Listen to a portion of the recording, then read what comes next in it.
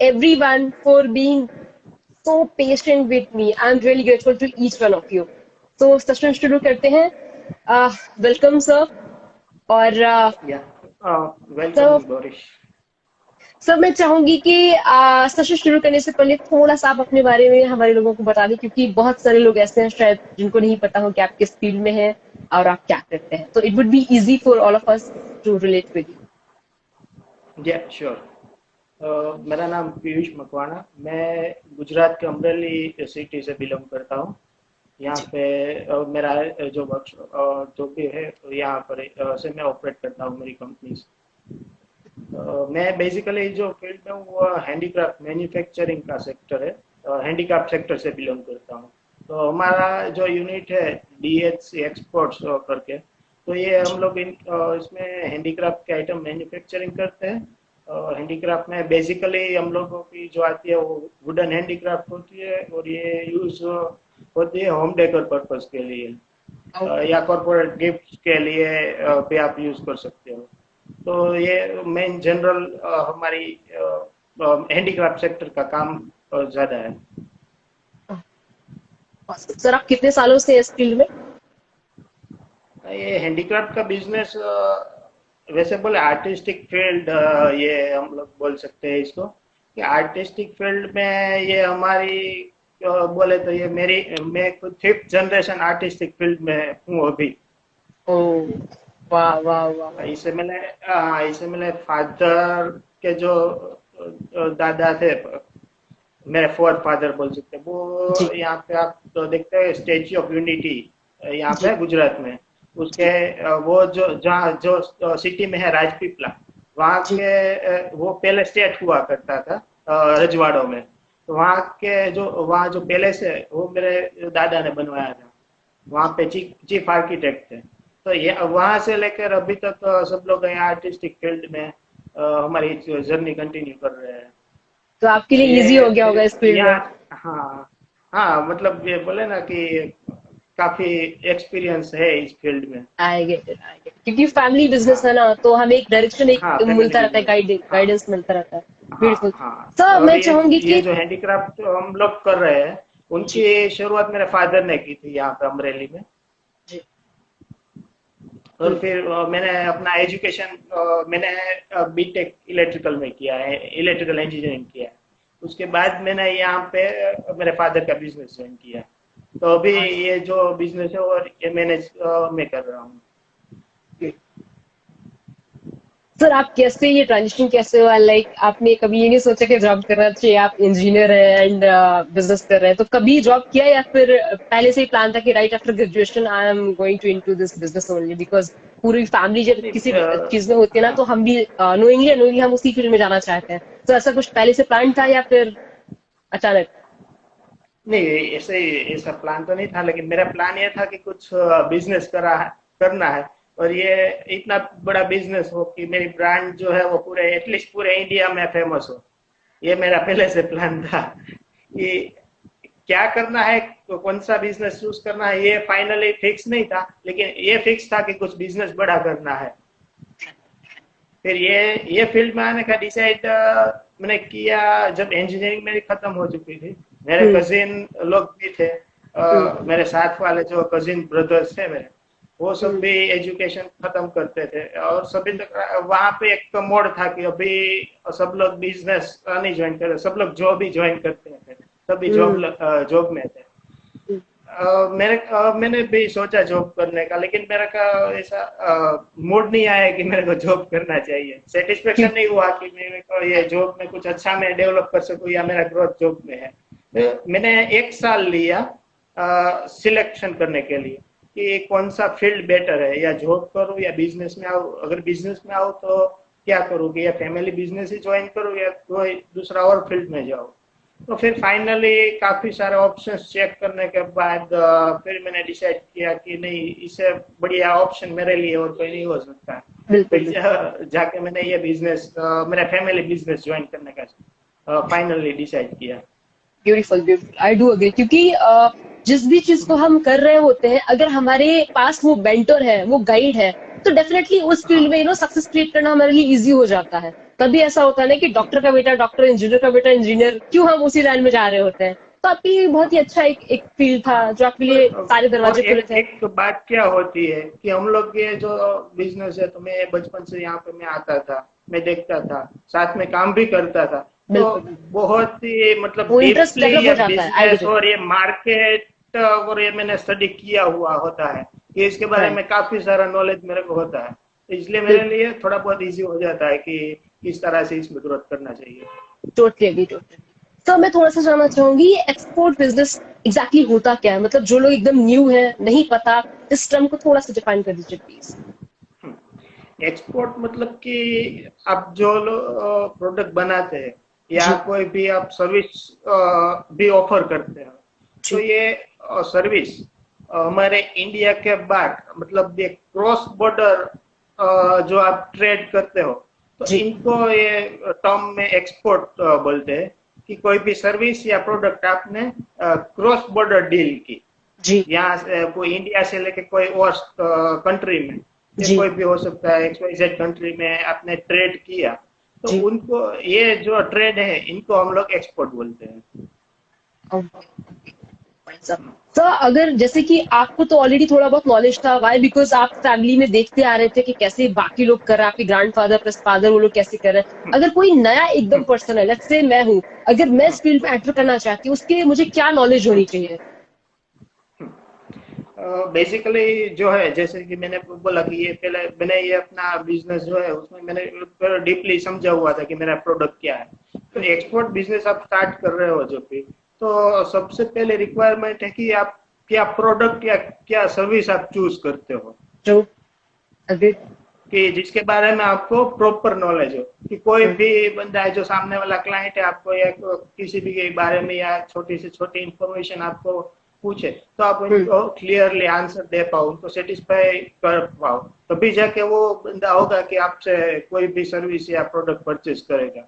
तो सबसे पहले रिक्वायरमेंट होगी कि ये आपका प्रोडक्ट सिलेक्शन,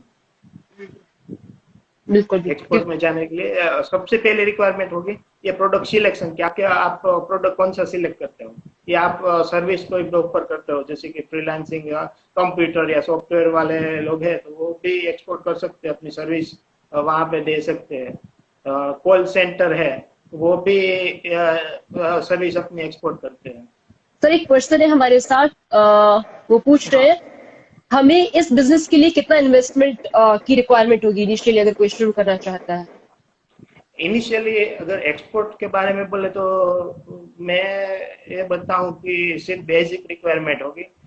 जैसा कि आपकी जो है कंपनी रजिस्ट्रेशन करवाने का जो भी चार्जेस है, फिर उसके लिए आपको अगर माल भेजना है, तो अभी के लिए आपको ये IEC कोड बोलते हैं, इंपोर्ट एक्सपोर्ट लाइसेंस।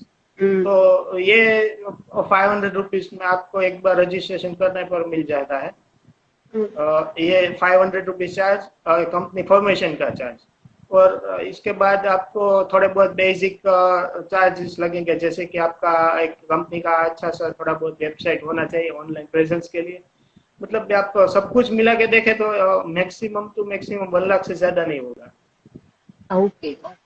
तो ये बहुत ही अच्छा है, मतलब इतना तो रिस्क ले ही सकते हैं। 1 लाख कोई हाँ, बहुत बड़ा अमाउंट नहीं होता है कि अगर डूब गया तो आप बहुत परेशान ही हो। बहुत ही कम छोटा अमाउंट में 1 लाख तो एग्जैक्ट। मैंने ऐसे मतलब मैक्सिमम टू ओवरऑल मैक्सिमम खर्चे बोला बताया कि आप, इसमें तो आपका तब जब हम ऑनलाइन जो भी प्रेजेंस क्रिएट कर रहे हैं। रजिस्ट्रेशन का कंपनी फॉर्मेशन का, ये सब एक्सपोर्ट का लाइसेंस लेने का। फिर इसके हम्म। बाद में एक और चीज आती है कि जो हमारी गवर्नमेंट है वो जी। एक्सपोर्ट प्रमोट करती है, तो उसके लिए अलग अलग उन्होंने डिपार्टमेंट बना लिए है, उसके काउंसलिंग डिपार्टमेंट बोलते हैं।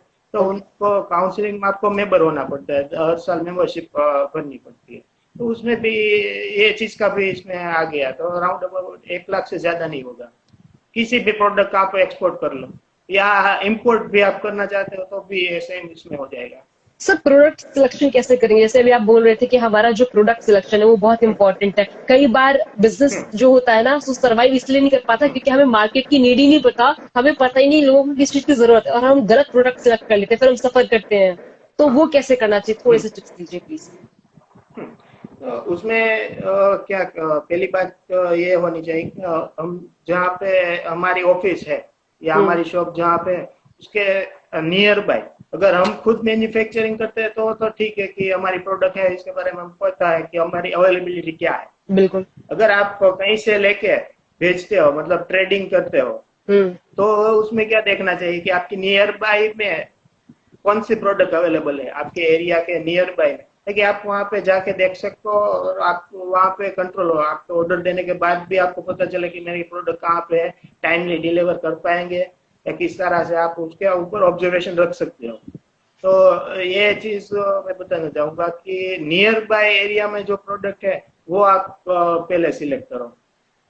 अगर आपके आती है कि ये चलो मेरे प्रोडक्ट ठीक है, अभी मेरा नियर बाय पे कोई है तो जो स्पाइसेस बनाने की अच्छी सी फैक्ट्री है, या फिर आप कहीं पर राजस्थान में सपोज हो तो वहाँ पे जो हैंडीक्राफ्ट है, जोधपुर में जो हैंडीक्राफ्ट है, तो वो आपके नियर बाय है तो आप वहाँ पे वो प्रोडक्ट सिलेक्ट कर सकते हो कि यहाँ पे आपको इजीली अवेलेबल होता है। तो इस तरह से जो नियर बाय है वो प्रोडक्ट को प्रेफरेंस देना जरूर मैं पहले मानता हूँ। सर आपके पास प्रॉपर टीम है या फिर आप पूरे बिजनेस को अकेले ही संभालते हैं? ऑफ कोर्स टीम होगी। नहीं, हाँ, यहाँ पे प्रॉपर टीम है इसके लिए, सभी चीज के लिए। मैन्युफैक्चरिंग के लिए अलग है। मेरे पापा भी अभी एक्टिव है यहाँ पे, वो मैन्युफैक्चरिंग वगैरह सब कुछ देखते हैं। मैनेजमेंट या मार्केटिंग पार्ट मैं देखता हूँ। तो मेरे पास भी यहाँ पे प्रॉपर टीम है इसके लिए, डिजिटल मार्केटिंग की है टीम। ये जो एक्सपोर्ट के मार्केटिंग है उसके लिए भी टीम है। सर नेक्स्ट क्वेश्चन जो मेरा है, लेट्स से जब कोई नया पर्सन इस बिजनेस को ज्वाइन करता है, इस बिजनेस के अपॉर्चुनिटीज को एक्सप्लोर करता है, तो वो कौन कौन से चैलेंजेस है या कौन कौन सी डिफिकल्टीज है जो हमारे सामने आ सकती है, उनके बारे में थोड़ा सा बताइए, सो दैट हम पहले से प्रिपेयर रहें कि इससे ओवरकम कैसे करना है।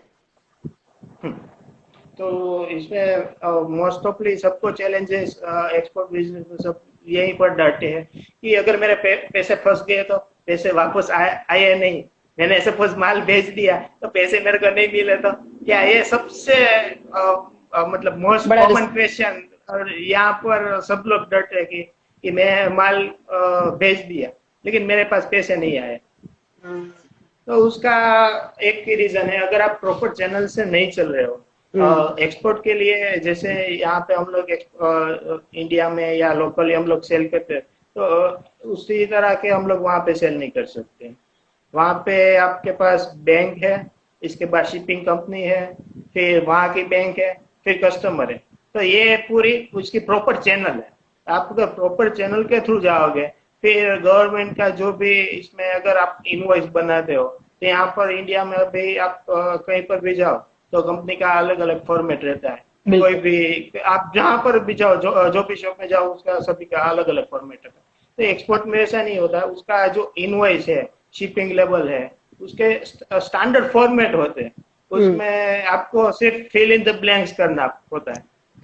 स्टैंडर्ड फॉर्मेट है, इसके ऊपर आप जो भी डिटेल मांगिए वहां पे detail fill in the blanks करने की जरूरत होती है। तो ये प्रॉपर स्टैंडर्ड में फॉर्म हो गया।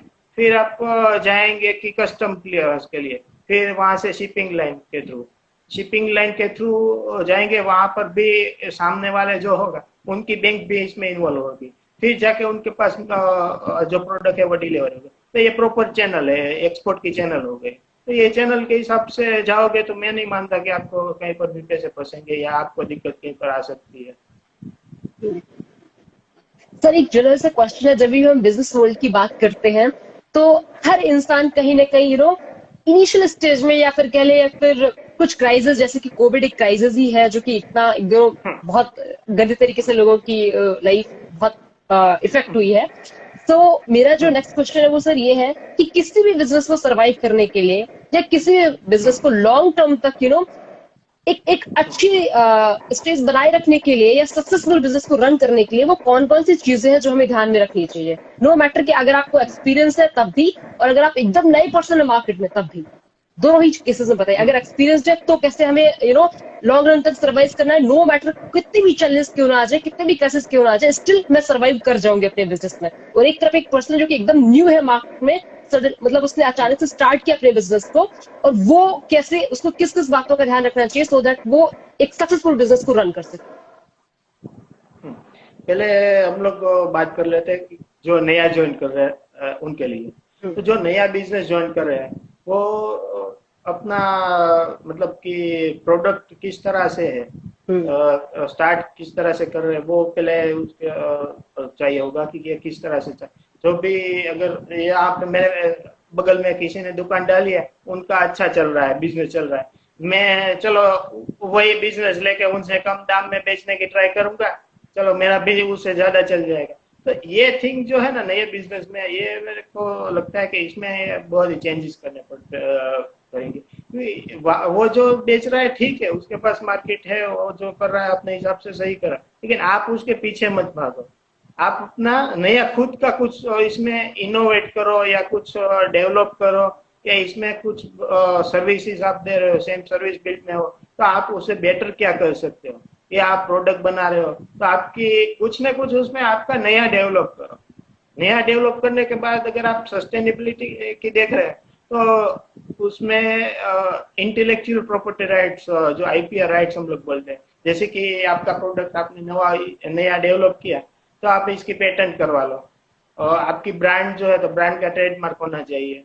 तो इस तरह बिल्कुल। के जो आईपीआर राइट्स होते हैं, उनके राइट्स अगर आप पहले ले लोगे, फिर बाद में अगर आप देखोगे तो आपको कंपटीशन में भी अच्छा रहेगा। आप एक बोलते हैं ना ब्लू ओशन बना लोगे, आपके लिए जी ब्लैक ओशन या जी ब्लू जी। ओशन होगा कि आपके पीछे आपकी प्रोडक्ट कॉपी कोई कोई और नहीं कर नहीं, सकता। कोई आप एक कॉम्पिटिटर ही नहीं है। मोनोपोली, हाँ हाँ, ब्यूटीफुल पॉइंट। कॉम्पिटिटर, कंपटीशन बहुत ही आपने लो कर दी, अग्रीड। और बिल्कुल। आपके पास ब्लू ओशन है, कंपटीशन बहुत ही कम है, तो आप सरवाइव भी आराम से कर सकोगे, अग्रीड। और आपके हिसाब से आप जो भी ग्रोथ चाहते हैं वो ग्रोथ कर सकोगे। बिल्कुल। जैसे जो सपोज मैं एग्जांपल मेरा ही दूं, तो मेरे जो प्रोडक्ट है, ये हमारा जो हैंडीक्राफ्ट सेक्टर है, टोटल इंडिया में अनऑर्गेनाइज्ड है। जैसे छोटे छोटे सिटी में छोटे छोटे लोग जो अपनी अपनी खुद की आइटम बनाते हैं, हम्म। और आप वहां पे हो, अगर गुजरात में किसी आइटम लेना चाहोगे तो आपको हम्म। पता नहीं होगा कि कौन से सिटी में कौन सी चीज बन रही है। तो right। इसमें मैंने जब ज्वाइन किया तो उसी तरह का था। मैंने फिर इसको पूरा एक ऑर्गेनाइज्ड कंपनी के फॉर्म में पूरा रिस्ट्रक्चरिंग किया मेरी कंपनी को। फिर अभी जाके पूरे इंडिया में कहीं पर भी लोग मेरे प्रोडक्ट मंगवा सकते हैं, इस तरह का किया ई कॉमर्स के थ्रू। अमेजोन फ्लिपकार्ट में भी मैं अपनी प्रोडक्ट मिल सकती है, हमारी कंपनी की खुद की जो पोर्टल है वहां पर भी प्रोडक्ट मिल सकती है, जो इंडिया के कोई भी कोने में से हमारी प्रोडक्ट विजिबल होगी, और ये कोई भी लोग कर सकेंगे। दूसरी बात, इसमें अगर आईपीआर की बात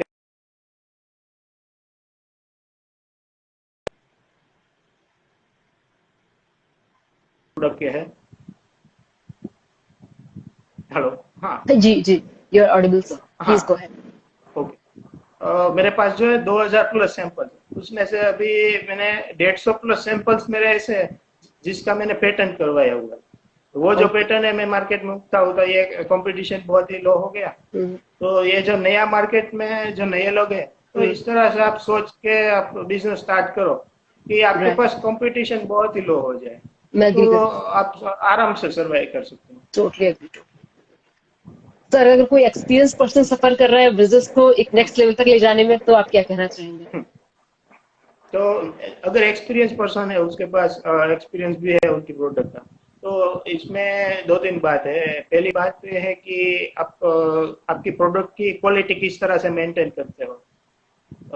वो मेन थिंग रहता है कि आप प्रोडक्ट जो आपकी किस तरह, अगर आप प्रोडक्ट के पास मार्केट है, आप जी। प्रोडक्ट बेहतर है, लेकिन आपकी प्रोडक्ट की क्वालिटी अगर थोड़ी बिगड़ जाती है, अच्छी नहीं, सस्टेन प्रोडक्ट की क्वालिटी नहीं कर पा रहे हो, तो आपके कहीं ना कहीं मार्केट लैप्स होता जाएगा, कस्टमर लैप्स होते जाएंगे। तो ये मेन चीज वही है कि आपकी क्वालिटी सस्टेनेबल है। फिर आपके पास जो मार्केट है उसमें नया नहीं, आप एक्सपीरियंस मार्केट, आप एक्सपीरियंस हो एक मार्केट में, एक एरिया में आपका मार्केट है, फिर ये आप उसके बाद में देखो कि दूसरा मार्केट कहाँ पर है। तो काफी सारी कंट्रीज अभी तो अवेलेबल है कि बहुत इजी हो गया कि कहीं पर भी आप बेच सकते हो।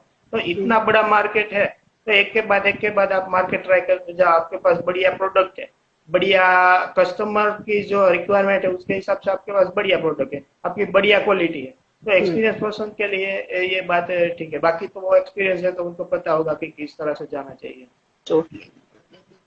तो आई एम प्रीटी श्योर कि जितने भी लोग सेशन में जुड़े हैं और सुन रहे हैं शुरू से लेकर के अंत तक, जो लोग भी एक्सपोर्ट के बिजनेस में जाना चाहते हैं, ट्राई करना चाहते हैं, ऑलरेडी है, एक्सेल करना चाहते हैं, तो पीयूष सर ने एक एक बात जो शेयर करी है रिगार्डिंग दिस एक्सपोर्ट बिजनेस बहुत ज्यादा हेल्प करेंगे आपके एक एक पॉइंट सर सभी लोगों के लिए। आई एम प्रीटी श्योर जितने भी लोग सुन रहे हैं वो लोग इस बात से एग्री करते होंगे। तो thank you so much for sharing valuable हाँ। Experience with us. सर कुछ क्वेश्चंस जो मैं देख ओके। रही थी वाइल हाँ। दिस डिस्कशन, अगर आप चाहें तो एक बार डिस्कस कर लेते हैं जो हाँ ठीक मुझे है, कोई लगे बात। कि हाँ। सो एक राह 00 करके क्वेश्चन था some about margin, market margin के बारे में कोई क्वेश्चन था जो कि मैं देख रही थी। कितने परसेंट का मार्जिन है इस बिजनेस में सर? कुछ आई डोंट नो ओके क्या है। एक्सपोर्ट बिजनेस में मार्जिन आप 10% से लेके हम्म, अकॉर्डिंग टू डिफरेंट प्रोडक्ट्स या सर्विसेज, टेन हम्म, परसेंट से लेके 200% या उससे ज्यादा भी आप उसमें रख सकते हो। उसमें हम्म, कोई लिमिटेशन नहीं होगी कि आप कौन से दाम में बेच रहे हो। बस हम्म। आपके पास जो आपका कस्टमर है वो आपके प्राइस से एग्री होना चाहिए। रोहित चंदेल अगर मैं आप अभी सुन रहे यहाँ पे हैं। मैं अभी प्रोडक्ट यहाँ पे बेचता हूँ। मेरी लोकल में प्राइस जो 5000 एक प्रोडक्ट की है, तो मैं हम्म, एक्सपोर्ट में बेचता हूँ तो वहाँ पे 10,000 12,000 में कस्टमर लेते हैं।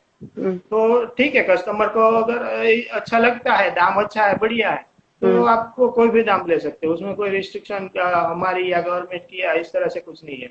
हम्म, बिल्कुल बिल्कुल। आई थिंक आप लोगों के जो भी क्वेश्चंस हैं, जो भी क्वेरीज हैं, वो ऑलरेडी सर ने आंसर कर दी हैं। जो भी वैलिड क्वेश्चंस हैं आई वुड से वो सर ने आंसर कर दिए हैं।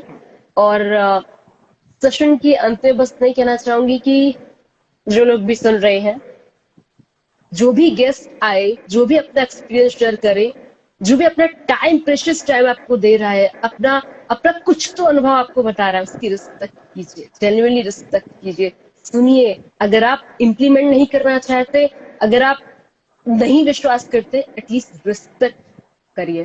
ठीक, आप समझ रहे होंगे मैं किसके लिए बोल रही हूँ। एंड नेक्स्ट क्वेश्चन है रोहित चंदेल का, कस्टमर कैसे सर्च करें इस पर्टिकुलर बिजनेस के लिए? कस्टमर सर्च करने के लिए बहुत सारे तरीके होते हैं। जो हम लोग कस्टमर सर्च करते हैं, पहली बात है कि हम लोग कोई भी एग्जीबिशंस, इंटरनेशनल एग्जीबिशंस होते रहते हैं, तो हम लोग उसमें पार्टिसिपेट, एग्जीबिशंस में हमारी कंपनी का पार्टिसिपेशन करते हैं। हम्म, तो वहाँ से भी काफ़ी सारे लोग जो है एग्जीबिशन देखने आते हैं, तो उनके रिलेटेड प्रोडक्ट्स वहाँ पर भी इंक्वायरी हो जाती है। इसमें गवर्नमेंट भी हमारी काफ़ी सारी हेल्प करती है। अगर हम लोग उसमें फॉर एग्जाम्पल हम लोग देखें कि मेरे को एक दुबई में एग्जीबिशन है, वहाँ हम्म, पे जाना है, तो मैं अगर किसी में प्रमोशनल काउंसलिंग का मेंबर, वहाँ पे मैं अप्लाई करूँगा कि यहाँ पर मेरे को जाना है, तो गवर्नमेंट जो है वो आपका 60% जो एक्सपेंस है वो आपको रिबेट कर देंगे, एज अ ग्रांट आपको देगी। तो आप इंडिया में एग्जीबिशन करो या फॉरेन दुबई जाके एग्जीबिशन करो, आपके लिए सेम ही होगा। तो इतना जो एक्सपेंस होता है, तो उसमें गवर्नमेंट काफी सारे ग्रांट्स देती है और ये सब करती है। तो ये पहली बात होगी एग्जीबिशन की। दूसरी बात, आप जो है ऑनलाइन सर्च करके भी कस्टमर ढूंढ सकते हो। अभी वेबसाइट है कि सपोज मेरा स्पाइसेस का है, तो मैं ये देख सकता हूँ कि यूएसए में कोई भी स्टेट है तो वहाँ पे कौन सा मॉल है, तो ये वहाँ पे मॉल या शॉप जो भी है, सुपरमार्केट है, तो वहाँ पे मैं डायरेक्ट उनको ऑनलाइन सर्च करके उनका कांटेक्ट नंबर मंगवाऊँ, फिर उनसे बात, डायरेक्टली बात करूँ कि ये सर ये मेरी प्रोडक्ट है, आप आपको अगर परचेज करना है तो ये से डायरेक्ट आप बात कर सकते हो। तीसरी बात, B2B मार्केट प्लेस जो है, हम्म, सपोज इंडिया में अभी इंडिया मार्ट है, जैसे उस तरह का इंटरनेशनल मार्केट के लिए एक्सपोर्टर्स इंडिया, ये जैसे काफी सारे B2B साइट्स है, वहाँ पे आप रजिस्टर करके आपका प्रोडक्ट रजिस्टर करवा सकते हो। वहाँ पर भी आपको काफी सारी इंक्वायरीज मिलती है।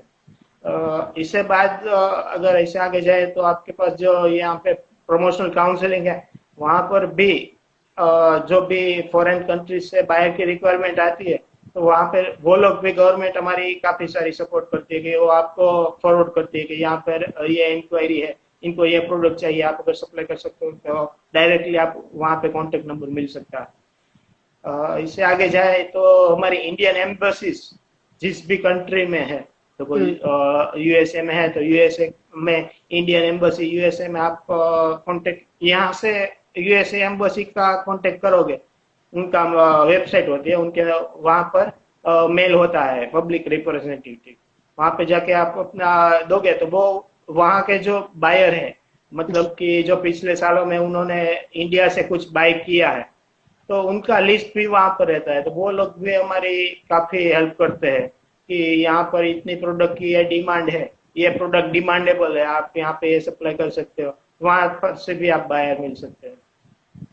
आई होप रोहित चुंदेल आपको आंसर मिल गया होगा और ये बहुत ही हेल्पफुल होगा आपके लिए। रोहित चुंदेल आपने क्वेश्चन पूछा, thank you so much sir. Next question जो मुझे नजर आ रहा है, राह 0065 भी कई बार क्वेश्चन पूछ चुके हैं एंड ये क्वेश्चन मुझे वैलिड लगता है तो मैं आपसे पूछना चाहूंगी, ऑनलाइन पेमेंट का सेफ्टी नॉर्म क्या होता है?